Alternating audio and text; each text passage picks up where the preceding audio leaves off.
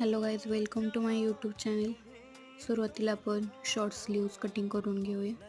Marking करून घेतलेलं, cut केलं. यानंतर बॅक आणि फ्रंटचा ब्लाऊजचा कटिंग करून घेऊया. सुरुवातीला आपण मार्किंग टाकूया. गळा रुंदी कायम आपल्याला 2.5 घ्यायची. त्यानंतर पुढचा गळा 6.5 घेतलेला आहे. पाठीचा गळा 10 इंच घेतलेला आहे. पुढचा गळा 5.5 इंच, पाठीचा पण 5.5. यानंतर आपण हार्ट शेपचा बदाम आकाराचा बॅकला गळा घेणार आहे. मार्किंग केलेलं आहे बघा. यानंतर कटिंग करू.